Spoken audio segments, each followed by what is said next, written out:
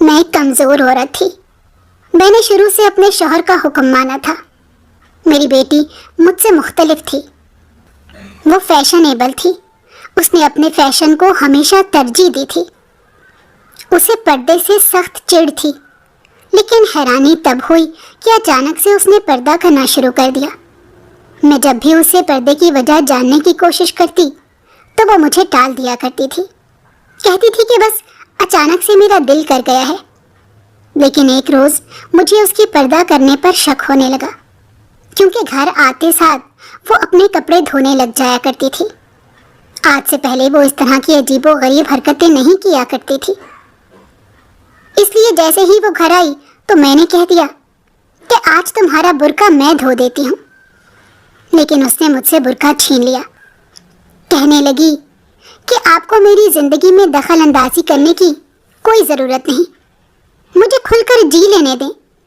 ساری زندگی خود تو ایک مرد کے بھروسے پر رہی ہیں، اس کے غلام بن کر زندگی گزار دی. لیکن یہ میری زندگی ہے، اسے میں اپنے طریقے سے جیوں گی. میں تو اتنی حیران تھی کہ میری بیٹی نے آج تک اتنی اونچی آواز میں بات نہ کی اور اب اتنی بدتمیز ہو گئی. میرا نام ردا ہے. میں اپنے بہن بھائیوں میں دوسرے نمبر کو تھی. مجھ سے بڑی بھی ایک بہن ہے. میری پیدائش کے بعد یہ بات اماں نے اپنے سر پر سوار کر لی تھی کہ اب انہیں بیٹا ہی چاہیے. میں ایک غریب گھرانے سے تعلق رکھتی تھی. میرے گھر میں بہت اسلامی ماحول تھا. میری والدہ بچوں کو مفت میں قرآن پڑھایا کرتی تھی. وہ کہتی تھیں کہ قرآن مجید پڑھانے کے کوئی پیسے نہیں لینے چاہیے. جبکہ میرے ابا سبزی کی ریڑھی لگاتے تھے. ان کی جتنی مزدوری ہوتی تھی وہ گھر لا کر دے دیا کرتے تھے. جس طرح سبزی منڈی میں سبزیوں کا دام بڑھ رہا تھا، اس طرح کاروبار سے منافع نکالنا بھی مشکل ہو جاتا تھا. کئی محلے والیاں تو ابا سے مفت کا دھنیا لے لیا کرتی تھی. کبھی مرچ ڈال لیتی تھی، اس سے منافع میں کمی ہو جاتی تھی. کبھی کبھار تو ایسا بھی ہوتا تھا کہ بڑھتے ریٹ کے باعث محلے کی عورتیں ہی ابا سے بحث میں لگ جاتی.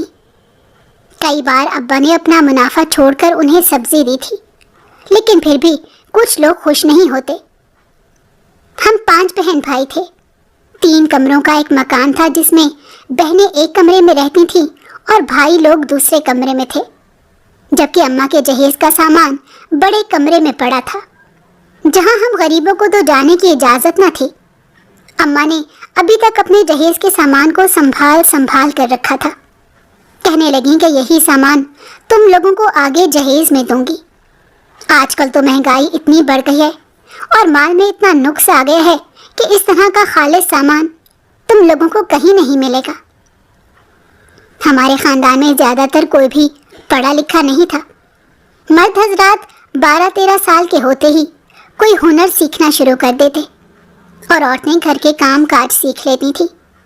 بس شادی کر کے اپنے بچے پیدا کرنے کا شوق تھا. لیکن میں اپنے گھر میں سب سے مختلف تھی. مختلف سوچ کے باعث میری بہت کم لوگوں سے بنتی تھی. میں اپنے بہن بھائیوں میں بھی سب سے الگ تھی. مجھے شروع سے پڑھائی لکھائی کا بہت شوق تھا. اس وجہ سے میں اپنی اماں کے ساتھ ضد کر کے اسکول میں داخلے کے لیے چلی گئی. چھوٹی تھی اور ناسمجھ بھی تھی. محلے والوں نے بھی کہہ دیا کہ اگر بچی اتنی ضد کر رہی ہے تو محلے کے اسکول میں پڑھانے میں کیا حرج ہے. بچی کا شوق بھی پورا ہو جائے گا اور آگے زمانہ ایسا آ رہا ہے کہ پڑھی لکھی بہوؤں کو ہی مانا جاتا ہے. سب کو یہی تھا کہ اس کا کون سا داخلہ ہو جانا ہے. لیکن وہاں پر میرا اچھی کارکردگی کے باعث وظیفے پر داخلہ ہو گیا. میرے والدین کو کوئی فیس نہ دینی پڑتی تھی. میرے والدین کو کوئی اعتراض نہیں تھا. میری اماں کہنے لگیں اچھا ہی ہے، اپنا نام لکھنا سیکھ جائے گی. لیکن گھر کی ذمہ داریوں سے میری جان نہیں چھوٹی تھی.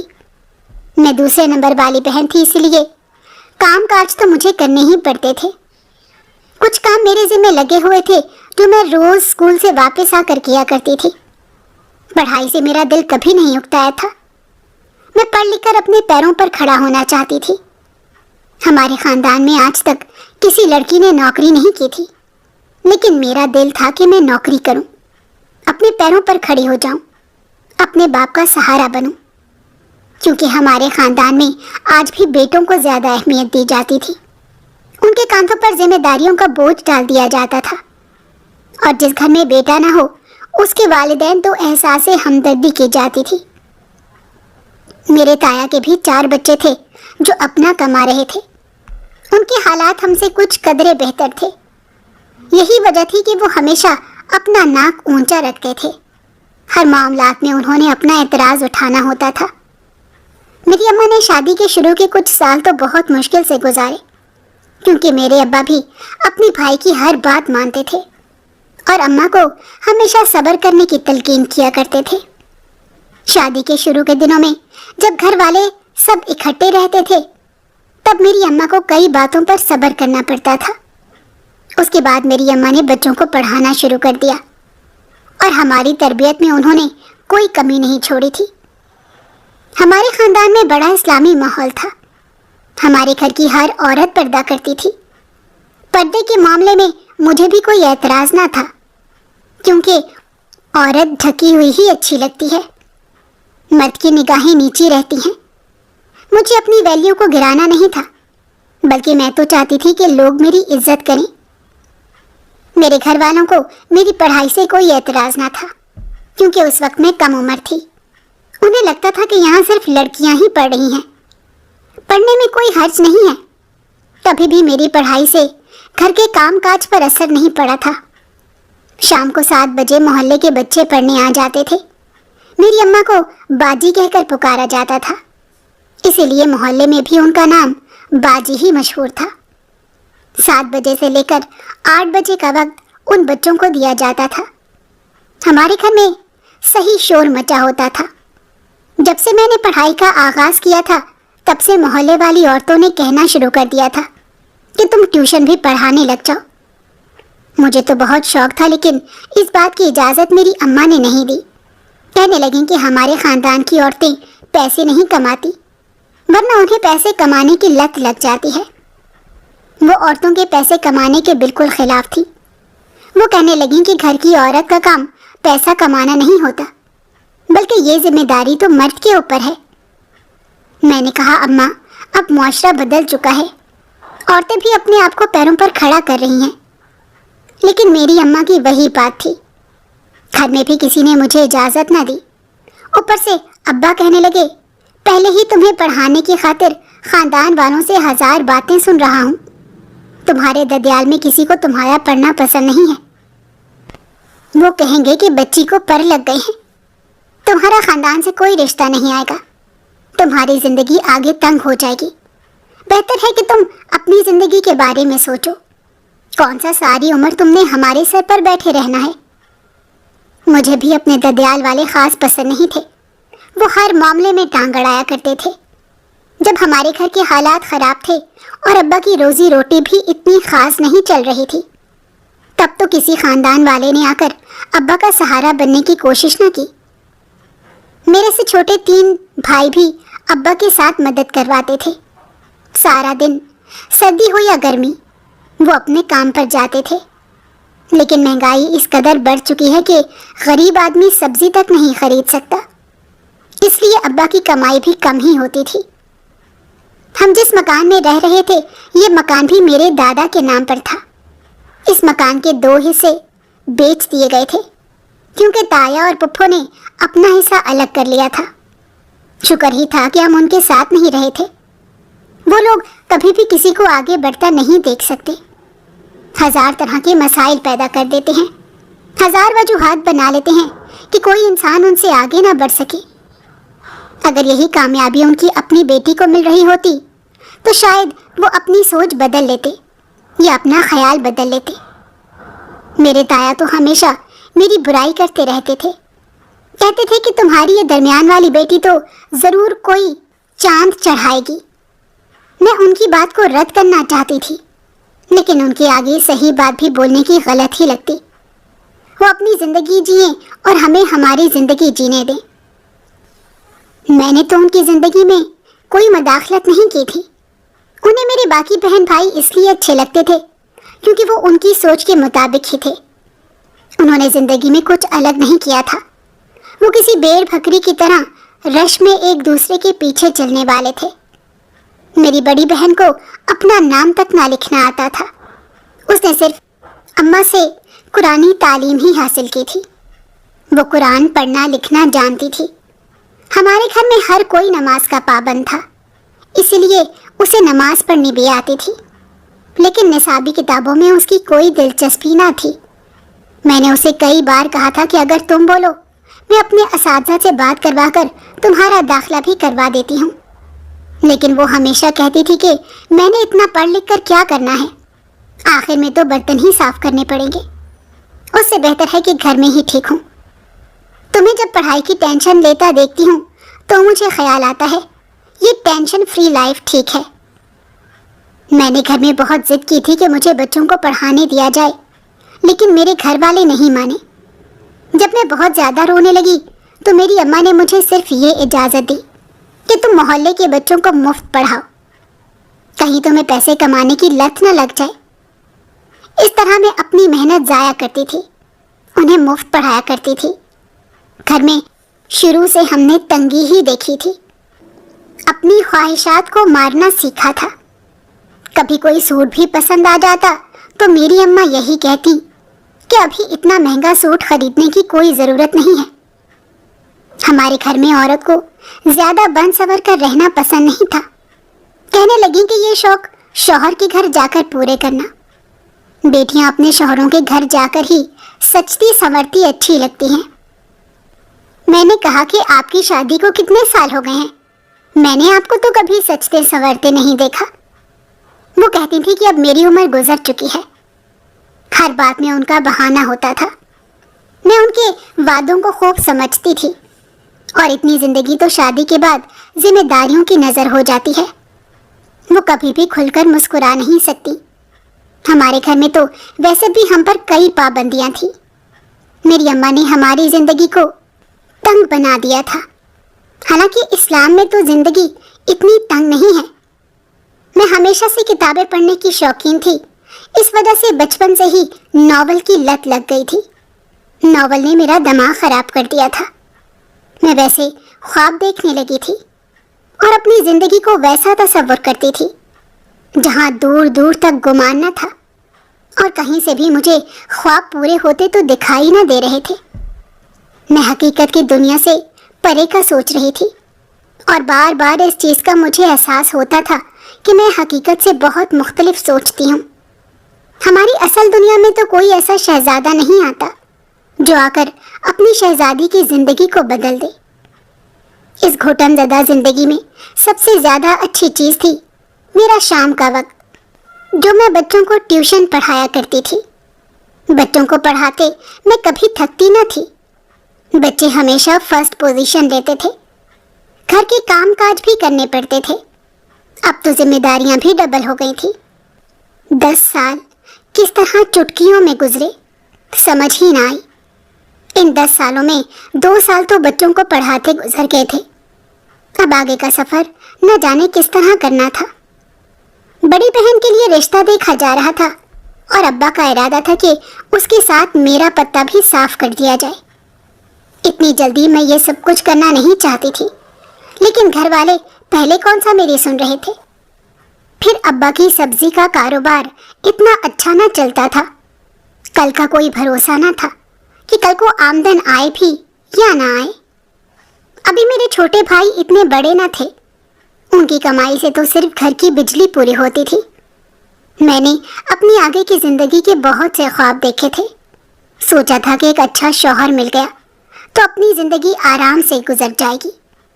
मैं नहीं चाहती थी कि मेरी शादी ख़ानदान में हो, क्योंकि ख़ानदान में शादी करने का मतलब था कि अपनी अगली नस्ल को भी जंजीरों में बांधकर गुलाम बना लेना। और मेरी दुआ किसी न किसी तरह कबूल भी हो गई थी, क्योंकि मेरे ताया ने अपने बड़े बेटे के लिए सिर्फ मेरी बड़ी बहन का ही हाथ मांगा था। उनके छोटे बेटे के लिए उन्होंने बाहर से शरीफ और ख़ानदानी बहू लाने का सोचा था। मेरी अम्मा ने मुझे बहुत सी बातें सुनाई थी। कहने लगी, अगर तुम भी ऐसे काम ना करती तो आज तुम्हारा रिश्ता भी तुम्हारी बहन के साथ हो जाता, तुम दोनों एक घर की बहू हो जाती। میں تو دل ہی دل میں شکر ادا کر رہی تھی کہ شکر ہے انہوں نے اپنے بیٹے کے لیے کسی دوسری لڑکی کا انتخاب کرنے کا سوچا ہے۔ گھر والوں کو میری فکر بہت زور سے لگ گئی تھی۔ کہنے لگی کہ اس کا کیا بنے گا، اب اس سے کون شادی کرے گا۔ میں نے تو سوچ رکھا تھا کہ اس کا رشتہ وہاں ہو جائے گا، لیکن وہ لوگ تو باہر رشتہ تلاش کرنے کے چکر میں ہیں۔ میں پرسکون زندگی گزار رہی تھی، لیکن مجھے بار بار احساس دلایا جاتا تھا کہ جیسے یہ سب میرا قصور ہو۔ اس دوران افواہ پھیل گئی کہ تایا کے شریف بیٹے نے پسند کی شادی کی ہے۔ تایا جو بڑے فخر سے ہمیشہ میری بے عزتی کیا کرتے تھے، جو مجھے برا بلا کہا کرتے تھے، اب وہ خاموش تھے۔ ان کے پاس کہنے کو کچھ بھی نہیں رہا تھا۔ میرے تایا تو اس بات کا انکار کرنے لگے۔ البتہ تائی یہ کہنے لگی کہ ضرور اس چالاک عورت نے میرے بیٹے کو اپنے جال میں پھنسایا ہوگا، ورنہ میرا بیٹا اتنا شریف اور بھولا بھالا تھا۔ مجھے سمجھ نہ آئی کہ آج بھی وہ اپنے بیٹے کو شریف اور دوسرے کی بیٹی پر چالاکی کا الزام لگا رہی تھی۔ گھر میں بہن کی شادی کی تیاریاں چلنے لگی۔ میرا کوئی رشتہ نہیں تھا، اس وجہ سے تایا کے زور دینے پر میں شادی کی حامی نہیں بھرتی تھی۔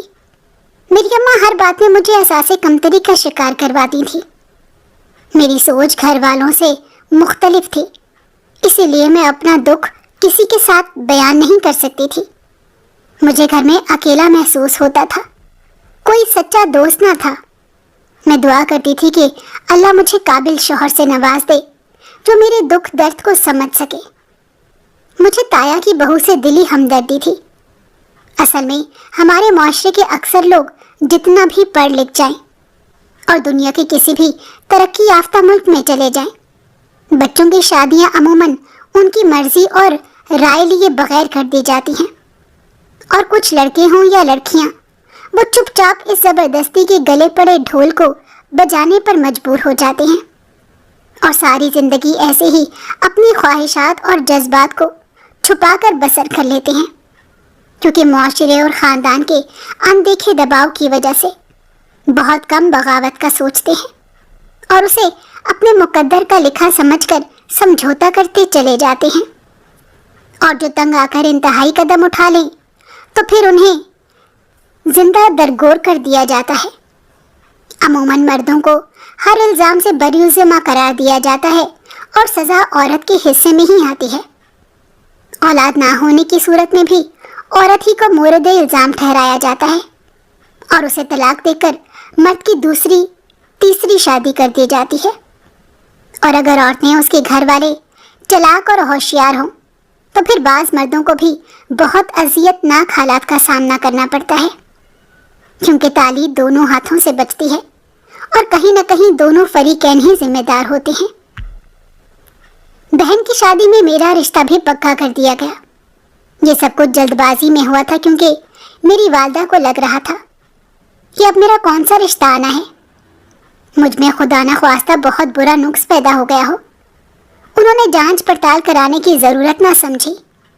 بہن کی شادی پر اماں ضرورت سے زیادہ خوش تھیں۔ کبھی کبھی مجھے لگتا تھا کہ انسان فطرتاً ایسا ہی ہے، جب تک اس کی ہاں میں ہاں ملاؤ تب تک وہ خوش رہتا ہے، جب آپ اس کی ہاں میں ہاں ملانا چھوڑ دو تب مسائل پیدا ہوتے ہیں۔ میری ماں کو بھی یہی لگتا تھا کہ میں بدتمیز ہوں۔ کہنے لگی کہ رشتے والے تجھے دیکھنے آئیں گے، ان کے سامنے کوئی اوٹ پٹانگ حرکت نہ کرنا۔ میں خود خوش تھی کہ کسی طرح میری شادی ہوگی تو میں بھی اس گھر سے رخصت ہو جاؤں گی۔ بہن رخصت ہو کر اپنے گھر چلی گئی تھی۔ ابا نے اپنی حیثیت سے زیادہ ہی خرچہ کر دیا تھا۔ اپنے بھائی کے آگے اپنی عزت بنانے کے لیے انہوں نے اپنی چادر سے زیادہ پاؤں پھیلائے تھے۔ سبزیوں کی تو اتنی کمائی نہ ہو رہی تھی، گلی سے کچھ دور ہی ریڑھی لگا دی گئی تھی۔ وہ لوگ مجھے دیکھنے کے لیے آئے، پہلی بار میں ہی رشتہ پکا کر گئے۔ مجھے اس چیز کا اندازہ کرنا تھا، کتنی دعائیں جلدی سن لی جاتی ہیں۔ میں تو صبح شام دعا کر رہی تھی کہ میں چلی جاؤں۔ گھر کے حالات ابھی تک اتنے اچھے نہ تھے، مجھے بھی ویسے ہی جہیز دیا جاتا۔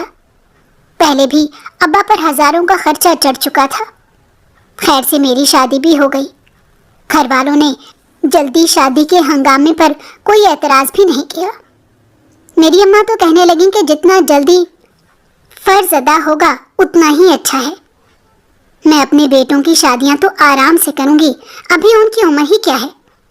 तुम दोनों की शादी हो गई तो मेरे सर से अच्छा खासा बोझ उतर जाएगा।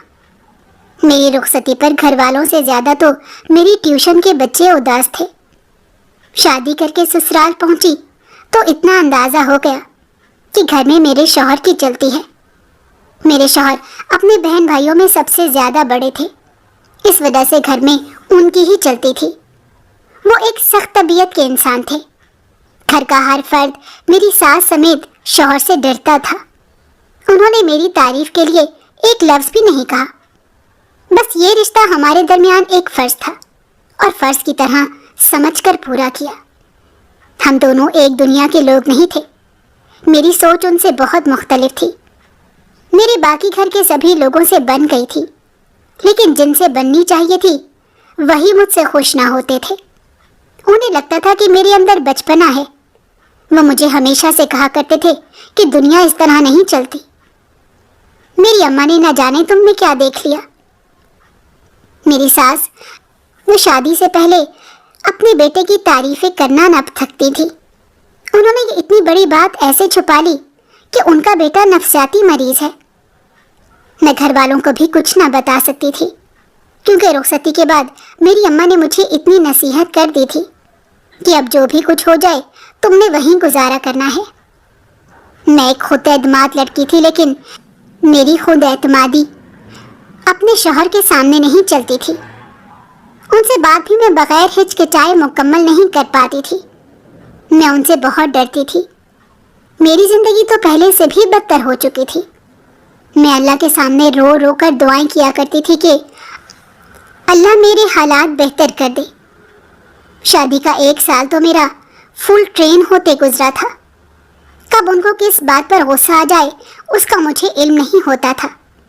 वो कभी भी किसी भी बात पर गुस्सा कर सकते थे। वो हमेशा मुझसे लड़ाई झगड़े किया करते थे।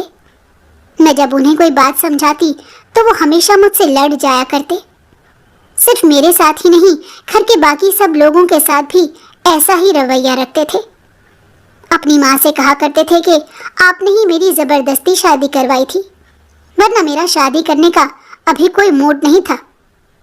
छोटी उम्र से ही उन्होंने घर की सारी जिम्मेदारियां संभाल ली थी। अपने बहन भाइयों को पढ़ाया था। उनके मुताबिक बाहर की दुनिया बहुत बिगड़ी हुई है, बाहर ज़्यादा दोस्त नहीं बनाने चाहिए। वो हर मामले में अपने भाइयों और बहनों पर कड़ी नज़र रखते थे। उनकी फुल क्लास लगाया करते थे। वो बेचारे तो अपनी मर्जी से सांस भी नहीं ले सकते थे। मेरी सास भी शौहर की हर बात मानने के ताबे थी। वो उनके खिलाफ नहीं जा सकती थी। ये वही तो बेटा था जो कमाकर घर वालों को पाल रहा था। मेरी बहन अपने ससुराल में बहुत खुश थी और मेरे शौहर को ये मंजूर नहीं था कि मैं हर महीने बाद अपने मैके में चक्कर लगाऊं। वो मुझे कह दिया करते थे कि अब बेटियां शादी के बाद अपने मैके कम ही जाती अच्छी लगती हैं, तुम भी अपना दिल यहीं पर लगा लो। मेरी अपनी नंदों से बहुत अच्छी दोस्ती थी। हम घर के काम काज इकट्ठे किया करते थे। मेरी नंदों को भी नॉवल पढ़ने का शौक था। एक वो भी दुनिया थी जो शादी से पहले सोचा करती थी। मेरे तसव्वुरात में था कि मेरा शौहर मेरा ख्याल रखने वाला होगा और वो मेरी हर बात की केयर किया करेगा और नॉवल के हीरो की तरह ही मेरी जिंदगी को पलट कर रख देगा। मेरी जिंदगी पलटी जरूर थी, लेकिन अच्छे मायने में नहीं पलटी थी। मेरी जिंदगी ने तो बुरे रंग देखे थे। शादी के बाद मुझे समझ आने लगा था कि शौहर का मिजाज किस कदर गर्म हो सकता है। मर्द को आपकी किसी भी बात पर गुस्सा आ सकता है और घर के सारे फैसले लेने के लिए एक मर्द ही होता था। मेरे शौहर को औलाद नहीं चाहिए थी और औरतें मुझसे सवाल किया करती थी कि अभी शादी को इतना अरसा हो गया है। मेरी माँ भी मुझे कहा करती थी कि मर्द को काबू करने का यही एक तरीका है, लेकिन मैं उन्हें क्या बताती कि ये मेरे हाथ में नहीं है, क्योंकि मेरे शौहर कहते थे कि अगर औलाद पैदा कर ली तो उनकी जिम्मेदारियों में मजीद पिस जाएंगे। वो हमेशा से ये कहा करते थे کہ ان سے کسی نے محبت نہیں کی، سب کو ان کے پیسے سے محبت ہے۔ چھوٹی عمر سے انہوں نے ذمہ داریاں اٹھا لی، اسی لیے ان کے اندر تلخی پیدا ہو گئی تھی۔ سارا دن وہ باہر مردوں کی باتیں سن کر آتے تھے۔ کام بھی کچھ ایسا تھا کہ مالک کی بات سننی ہی پڑتی تھی۔ وہ ایک فیکٹری میں ٹھیکیدار کے اسسٹنٹ تھے۔ ان کا ٹھیکیدار ذرا بھی اچھا انسان نہیں تھا۔ اپنی بات کا آغاز گالی سے کرتا تھا اور گالی پر ہی اختتام کرتا تھا۔ سارا دن گالیاں سننے کے بعد مرد گھر آ کر پھول تو نہیں جھاڑے گا۔ میں نے تو ان کے ساتھ بڑا سمجھوتا کیا تھا، اپنے خوابوں کو مٹی میں ڈال کر قبر بنا لی تھی۔ اب میں نے تو یہ سوچ لیا تھا کہ یہ خواب میری زندگی میں پورے نہیں ہو سکتے، لیکن میں اپنی اولاد کے خواب ضرور پورے کروں گی۔ خوابوں کو پورا کرنے کے لیے ماں باپ کی سپورٹ ضرورت ہوتی ہے۔ میرے والدین نے اپنی حیثیت کے مطابق مجھے پڑھا دیا اور پھر انہوں نے میری شادی کر دی۔ ان کا کوئی قصور نہ تھا۔ جس معاشرے میں وہ رہتے تھے انہیں معاشرے کے مطابق چلنا ہی پڑتا تھا۔ اگر وہ خاندان والوں کی مخالفت میں جا کر مجھے پڑھا دیتے تو ان کا ہر ایک انسان سے ناتا کٹ جاتا۔ اس طرح تو وہ نہیں کر سکتے تھے۔ بالآخر میری نندوں کی بھی شادیاں ہو گئیں، میرے دیور بھی شادی کر کے الگ ہو گئے تھے۔ میری ساس میرے ساتھ ہی رہتی تھی۔ وہ ہمیشہ سے مجھے کہا کرتی تھی کہ تو بہت صبر والی بچی ہے، تو نے میرے بیٹے کے ساتھ نبھا لیا۔ وہ ہمیشہ تیرے ساتھ زیادتی کر جاتا ہے، تجھ پر غصہ ہو جاتا ہے، لیکن تو ہمیشہ سے اس کے ساتھ نرمی سے رہتی ہے۔ میرے شوہر کو بیٹا چاہیے تھا اور اللہ نے مجھے بیٹی سے نواز دیا۔ میں بہت ڈر گئی تھی کہ کہیں یہ روایت بھی مردوں کی طرح مجھے اور میری بیٹی کو گھر سے باہر نہ نکال دے، لیکن اس دن میں نے محسوس کیا تھا، کیونکہ دل میں بھی ایک معصوم انسان چھپا ہوا ہے جنہوں نے اپنی بیٹی کو محبت سے آغوش میں لیا۔ سبھی افراد بہت خوش تھے۔ گھر کی پہلی بیٹی جو آئی تھی، سب نے میری بیٹی سے بہت محبت کی۔ میں نے اپنی خواہشات کو مار کر اپنی بیٹی کی تربیت میں سارا وقت لگا دیا تھا۔ میں کبھی یہ سوچتی بھی نہ تھی کہ میرے اندر کتنا بچپنا تھا۔ میرے والدین کی ڈیتھ ہو گئی تھی۔ میری ساس کا انتقال بھی 2 سال پہلے ہی ہو گیا تھا۔ اب میری بیٹی اور میں ہی گھر میں رہ رہے تھے۔ شوہر کا غصہ پہلے سے کم ہو چکا تھا۔ اپنی بیٹی سے محبت جو بہت کرتے تھے، اس کے سامنے غصہ کرنے سے گریز کرتے تھے۔ مرد ذات بری نہیں ہوتی، بس دنیا کے کاموں میں اتنا الجھ جاتے ہیں کہ محبت کرنے اور میٹھے بول بولنے کا وقت ہی ان کے پاس نہیں ہوتا۔ جب تک وہ مہلت انہیں دی جاتی ہے تب تک ان کی زبان کڑوی ہو چکی ہوتی ہے۔ میرے شوہر اچھا خاصا کما لیتے تھے، لیکن گھر کا سارا خرچ وہ خود ہی نکالتے تھے، یہاں تک کہ سبزی اور گھر کا سودا بھی وہی لے کر آتے تھے۔ شادی کے اتنے سالوں میں گھر میں قید رہ کر مجھے تو لوگوں سے بات کرنے کا طریقہ ہی بھول گیا تھا۔ 4 لوگوں میں اگر بیٹھ جاؤں تو مجھے بے چینی ہونے لگ پڑتی تھی کہ شاید میری بات سے کوئی اگلا ہنسنے لگے گا۔ شوہر کے ساتھ کبھی باہر جانا ہوتا تو میں 100 مرتبہ اپنے کپڑوں کو دیکھا کرتی تھی۔ ایک عورت کتنا بدل جاتی ہے۔ پہلے مجھ میں اتنی خود اعتمادی پیدا ہو چکی تھی کہ میں اکیلے جانے سے کہیں گھبراتی نہ تھی، لیکن شادی کے اتنے سال شوہر کی روک ٹوک کے بعد انہیں میرا کوئی انداز پسند نہیں آتا تھا، اور میں نے بھی یہ سوچنا شروع کر دیا کہ شاید میں واقعی اتنی اچھی نہیں ہوں۔ میں اپنی بیٹی کی تربیت میں کوئی کمی نہیں چھوڑنا چاہتی تھی، اس لیے میں زیادہ سے زیادہ وقت اپنی بیٹی کو دیا کرتی تھی۔ میری بیٹی اپنے باپ سے زیادہ میرے ساتھ وقت گزارنا پسند کرتی تھی۔ ویسے کہا جاتا ہے کہ بیٹیاں باپ کی لاڈلی ہوتی ہیں، لیکن میری بیٹی تو سب سے زیادہ میری لاڈلی تھی۔ میں اسے اچھی چیزیں سکھانا چاہتی تھی، اسے معاشرے میں خود مختار بنانا چاہتی تھی۔ میں نہیں چاہتی تھی کہ وہ میری طرح ڈر ڈر کر زندگی گزار دے، اسے بھی لوگوں سے بات کرنے میں شرمندگی محسوس ہو، سبھی اپنا اور بے معنی سا لگے۔ اگر میں خود کو آئینے میں دیکھ لیتی تو میں کافی حیران ہوتی تھی کہ یہ میں وہی ہوں جو شادی سے پہلے ہوا کرتی تھی۔ مجھ میں کتنی تبدیلی آ گئی تھی۔ اتنے سالوں میں کھل کر مسکرائی نہیں تھی، کیونکہ میرے شوہر کو کہکہے لگانے والی عورتیں پسند نہیں تھی۔ اتنا عرصہ ہو گیا تھا کہ میں نے لپسٹک نہ لگائی تھی، ورنہ مجھے تو اتنا شوق تھا۔ شادی کے وقت بھی اماں سے لڑائی کر کے جہیز میں اتنی زیادہ سرخیاں رکھی تھیں کہ میں روز نئی سرخی لگایا کروں گی، لیکن میرے شوہر نے کہہ دیا کہ اس طرح عورتیں غیر خاندانی لگتی ہیں، اس لیے میں نے اپنی سرخیوں کو پھینک دیا اور اس دن کے بعد صرف سرخی ہی نہ لگائی۔ مجھے گوشت کھانا پسند تھا، لیکن میرے شوہر کو گوشت سے الرجی تھی، تو میں چکن کھانے لگ گئی۔ مجھے ہلکے رنگ پسند تھے، لیکن میرے شوہر مجھے ہمیشہ شوخ رنگ خرید کر دیتے تھے، تو مجھے شوخ رنگ پہننے کا شوق ہو گیا۔ اتنا سب کچھ بھی نظر نہیں آیا تھا، انہیں میرے ہر کام سے مسئلہ تھا۔ میری اماں ہمیشہ انہی کی طرفداری کیا کرتی تھی۔ اب اماں ابا کے انتقال کے بعد بھائیوں نے اپنی شادیاں کر لی، بہنوں کے گھر بھی آنا جانا انہوں نے ضروری نہیں سمجھا تھا۔ میرے میکے میں تو کوئی بھی میرے گھر نہیں آتا تھا، میرا میکا غیر آباد تھا۔ شادی کے 20 سال گزر گئے، میری بیٹی اب جوان ہو چکی تھی۔ وہ شکل و صورت سے تو میری پرچائی تھی، ہر کام میں مجھے کاپی کیا کرتی تھی۔ میں بہت خوش تھی، اسے بھی ناول پڑھنے کا شوق تھا۔ میں اسے کہانیاں سنایا کرتی تھی، کہتی تھی کہ آپ نے اپنے خواب دیکھے، جب آپ کے خواب ٹوٹے تو کیسا لگا۔ میری بیٹی میری دوست بن چکی تھی، شروع سے پڑھ لکھ کر کچھ بننا چاہتی تھی، لیکن نہ تو گھر والوں نے ساتھ دیا اور نہ ہی سسرال ایسا ملا۔ میری بیٹی ہوئی تو میں اس پر بہت دھیان دیتی تھی، گھر والوں سے لڑ جھگڑ کر میں اسے پڑھا رہی تھی، لیکن اس کے طور طریقے بدل چکے تھے۔ میرے شوہر نے اسے پڑھنے کی اجازت بہت مشکل سے دی تھی۔ میرے شوہر کو تو زیادہ گھومتے پھرنے والی لڑکیاں پسند نہیں آتی تھیں۔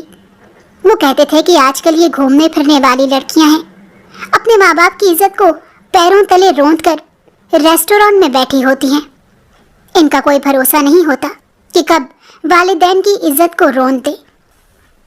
کالج میں بھی میں نے ہی اپنے شوہر سے لڑ کر اسے داخلہ لے کر دیا تھا۔ ساری عمر میں نے چپ کر کے گزار دی تھی، لیکن شوہر کو میری قربانیوں کا اندازہ نہ ہو سکا۔ وہ ہمیشہ اپنی قربانیاں گنواتے رہتے تھے، انہیں صرف اپنی قربانیاں یاد آتی تھیں۔ انہیں صرف یہ یاد تھا کہ انہوں نے اپنے بہن بھائیوں کو پڑھایا ہے، انہیں صرف یہ یاد تھا کہ انہوں نے میری ہر خواہش کو پورا کیا ہے۔ اپنے من کو تو میں نے خود ہی مار دیا تھا۔ اگر کسی کو 2 وقت کی روٹی کھلانا اور بدن کو کپڑوں سے ڈھانپ دینا اس کی خواہشات پوری کرنا ہوتا ہے، تو ہاں، انہوں نے میری ہر خواہش کو پورا کیا تھا۔ میرے دل کی دنیا کو غیر آباد کر کے انہوں نے میری ہر خواہش کو پورا کیا تھا۔ میں بہت تنگ آ چکی تھی، لیکن اب میری بیٹی رنگ ڈھنگ بدلنے لگی تھی۔ وہ بہت ماڈرن ہو گئی تھی، اسے نت نئے کپڑے چاہیے ہوتے تھے اور میرے پیچھے پڑ جاتی تھی کہ مجھے کپڑے خرید کر ہی دیں۔ وہ روز سر سے دوپٹہ اتار کر جاتی تھی، کہتی تھی کہ یہی فیشن ہے۔ میں اسے سمجھاتی رہتی تھی کہ اس طرح کی لڑکیوں کو مرد کس نگاہ سے دیکھتے ہیں۔ ہمیشہ سے میں اسے سمجھاتی آئی تھی کہ تمہارے باپ کے خلاف جا کر تمہاری پڑھائی کا خرچہ پورا کر رہی ہوں۔ اگر تمہارے متعلق مجھے کچھ بھی ایسی ویسی بات سننے کو ملی تو میں تمہیں نہیں بخشوں گی۔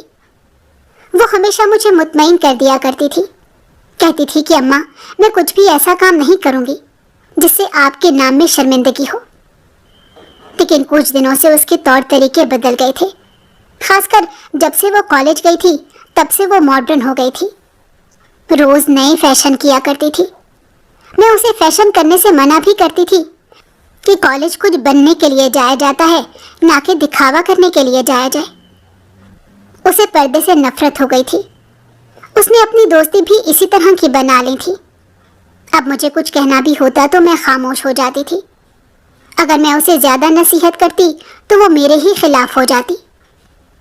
مجھے معلوم تھا کہ ایک وقت آئے گا وہ ان چیزوں کو خود ہی سمجھ جائے گی، لیکن اچانک وہ خود ہی پردہ کرنا شروع ہو گئی۔ میں کافی حیران ہوئی تھی کہ اس نے یوں پردہ کرنا کیوں شروع کر دیا۔ میں نے اسے وجہ پوچھنا چاہی کہ پہلے تو جب بھی میں تمہیں پردہ کرنے کا کہتی تھی تم مجھ سے لڑ جایا کرتی تھی، اور تمہیں تو پردے سے سخت نفرت تھی، تم کہتی تھی کہ برقعے میں تمہارا سانس رکتا ہے اور یہ فیشن کے بھی خلاف ہے. تمہاری کوئی بھی دوست پردہ نہیں کرتی. اب تم اچانک پردے کی جانب لگ چکی ہو. کہنے لگیں کہ اماں آپ بالکل ٹھیک کہتی تھی. مجھے اندازہ ہوا ہے کہ مرد بری نگاہوں سے دیکھتا ہے. اس کی بات کو سن کر میں مطمئن ہو گئی تھی کہ چلو کسی طرح صحیح اسے احساس تو ہوا، ورنہ میرے شوہر نے تو میری تربیت پر سوال اٹھا اٹھا کر مجھے ذلیل کر دیا تھا اور کہنے لگے کہ اگلی فیس پہ یہ خود ہی بھرے گی. میں اس کی فیس نہیں بھرنے والا. اس کو خراب کرنے میں تمہارا ہاتھ ہے. جب سے اس نے پردہ کرنا شروع کیا تھا گھر میں امن و سکون پھیل گیا تھا. میرے شوہر نے دوبارہ اپنا رویہ ٹھیک کر لیا تھا اور مجھے بھی خوشی ہوئی تھی کہ سب کچھ ٹھیک چل رہا ہے. لیکن اچانک مجھے اپنی بیٹی پر شک ہونے لگا. وہ جب بھی آتی تھی ساتھ کمرے میں گھس جایا کرتی تھی. پہلے وہ ایسی نہ تھی. میرے ساتھ وہ اب باتیں بھی نہیں کرتی تھی. میں جب بھی اسے پوچھنے کی کوشش کرتی تو وہ مجھے خاموش کروا دیا کرتی تھی. اس میں اتنا بدلاؤ کس طرح آیا یہ مجھے سمجھ نہیں آ رہا تھا. مجھے لگ رہا تھا کہ معاملہ کچھ اور ہی ہے. میں اسے کہتی تھی کہ میں تمہاری دوست ہی ہوں. تم اتنا کچھ بدلاؤ کر رہی ہو اور مجھے کچھ بھی نہیں بتاتی. ماں تو اپنی اولاد کے رنگ ڈھنگ دیکھ کر ہی سمجھ جاتی ہے کہ اس کی اولاد کس راستے پر چل رہی ہے. وہ آتے ساتھ ہی کمرے میں بند ہو جاتی اور اپنے کپڑے دھونے لگ پڑتی. میں نے ایک روز اس کے آتے ساتھ کہا کہ آج تمہارا برقع میں دھو دیتی ہوں تو اس کا رنگ اڑ گیا. کہنے لگی آپ کو کوئی ضرورت نہیں ہے میرے کوئی بھی کام کرنے کی. اب میں خود سے کام کرنا چاہتی ہوں. اس نے برقع مجھ سے چھین لیا اور کافی بدتمیزی کرنے لگی. آج سے پہلے کبھی بھی اس نے مجھ سے اس لہجے میں بات نہیں کی تھی. میں کافی حیران ہو گئی تھی اور میرا شک یقین میں بدل گیا تھا. اب مجھے اس بات کی جڑ تک جانا تھا کہ آخر میری بیٹی کے ساتھ مسئلہ کیا ہے. اگلے دن جیسے ہی آ کر اس نے برقع اتارا تو میں نے اسے برقع چھین لیا. اور آج میں اسے موقع نہیں دینا چاہتی تھی کیونکہ میں نے اپنی بیٹی کو راتوں کو جاگتے ہوئے دیکھا تھا. وہ کسی پریشانی میں تھی. وہ پریشانی مجھ سے چھپا رہی تھی. میں نے جیسے ہی برقع الٹا کیا تو میرے پاؤں تلے سے زمین نکل گئی. اس کے اوپر سفید پاؤڈر لگا ہوا تھا. جگہ جگہ سفید پاؤڈر کی تھیلیاں چپکی ہوئی تھی. میں نے تھیلیوں کو اتار کر سونگھنا چاہا تو میرا شک یقین میں بدل گیا. وہ نشہ آور دوائیاں تھیں. میں اپنی بیٹی سے پوچھنے لگی کہ آخر کو تم نے کہاں سے خریدی ہیں. مجھے تم سچ سچ بتا دو کہ یہ سب کچھ کیا ہے اور تم کب سے کر رہی ہو، ورنہ تم اپنے باپ کو جانتی ہو. اسے معلوم ہو گیا کہ تم یہ سب کام کر رہی ہو تو تمہیں گھر سے نکال دے گا. کیوں تمہیں میری عزت کی بھی پرواہ نہیں ہے؟ ساری زندگی میں نے تمہیں اس لیے تو نہیں پڑھایا لکھا کہ تم اب یہ کام کرتی پھرو. میری بات سن کر وہ رونے لگی. میرے گلے لگ کر پھوٹ پھوٹ کر روتی ہوئی. کہنے لگے کہ امی میں کبھی بھی اس طرح نہیں کر سکتی ہوں. مجھے بلیک میل کیا گیا ہے. میری نام نہاد دوستوں نے میرا استعمال کیا ہے. ہماری دوستی مجھے استعمال کرنے کی خاطر ہی کی گئی تھی اور پھر انہوں نے میری عجیب و غریب ویڈیو بنا لی. میری نیند میں ہونے کا فائدہ اٹھا کر انہوں نے غلط استعمال کیا. تب سے میں مجبور ہوں. میں چاہ کر بھی یہ کام نہیں چھوڑ سکتی. میں حیرانی سے سن رہی تھی کہ میری بیٹی کن لوگوں میں پھنس چکی ہے. اپنی بیٹی کو گلے لگا لیا. اتنے دن سے وہ یہ مصیبت اکیلے جھیل رہی تھی. مجھے تو اندازہ بھی نہ تھا کہ اتنا کچھ بھی ہو سکتا ہے. میری سمجھ میں کچھ نہیں آ رہا تھا. میں تو وہ ڈرپوک عورت تھی جو گلی سے باہر نکلنے پر بھی ڈرتی تھی. لیکن اب اپنی بیٹی کی خاطر کچھ تو کرنا ہی تھا. میں نے اسے پولیس میں جانے کا کہا تو وہ ڈرنے لگی. کہنے لگی کہ پولیس بھی ان کے ساتھ ہی ملوث ہوگی. اس طرح تو معاملہ مزید اچھل جائے گا. لیکن پھر بھی میں یوں ہاتھ پر ہاتھ رکھ کر تو نہیں بیٹھ سکتی. اس لیے بغیر بتائے ایک دن پولیس اسٹیشن نکل گئی اور وہاں جا کر اتفاق تھا کہ میری کوئی نیکی کام آئی کہ میرا شاگرد ہی اس بڑی سیٹ پر بیٹھا تھا. مجھے دیکھ کر اس نے بڑی عزت دی اور میری ساری کہانی سن کر اس نے میری مدد کرنے کا وعدہ کر لیا، اور وعدے کے مطابق وہ ان لڑکیوں کو پکڑ چکا تھا۔ میری بیٹی کو تو حیرانی ہو رہی تھی کہ اتنے بڑے محکمے میں کام کرنے والا آفیسر میرا شاگرد ہو سکتا ہے۔ اس نے ہمیشہ سے مجھے گھر کی دال روٹی ہی کرتے دیکھا تھا۔ غریب وقت میں میں اس بچے کو پڑھایا کرتی تھی۔ وہ پڑھائی میں بہت ذہین تھا، اس لیے کبھی اس سے فیس نہ لی تھی۔ میری بیٹی نے ان دوستوں سے توبہ کر لی تھی، اور یہ معاملہ میرے شوہر کی نظروں کے سامنے بھی نہ آیا تھا۔ میں اس لڑکے کی بہت شکر گزار تھی۔ میں اس کا جتنا بھی شکر ادا کرتی کم تھا۔ آج کل کے معاشرے میں ایسے لوگ بھی ہوتے ہیں جو آپ کی نیکی کو بھولتے نہیں ہیں، جو آپ کے مشکل وقت میں آپ کے کام آ جاتے ہیں، اور یہ بچہ انہی میں سے ایک تھا۔ میں نے اپنی بیٹی کو آگے سے خبردار کر دیا تھا کہ اب سے ہوشیار رہ کر معاشرے کا مقابلہ کرنا ہوگا، اور میرا خواب پورا ہوتا دکھائی دے رہا تھا۔ کالج کے بعد وہ میڈیکل پڑھنے شروع ہو گئی تھی، اور میرے شوہر فخر سے بتایا کرتے تھے کہ ان کی بیٹی ڈاکٹر بن رہی ہے۔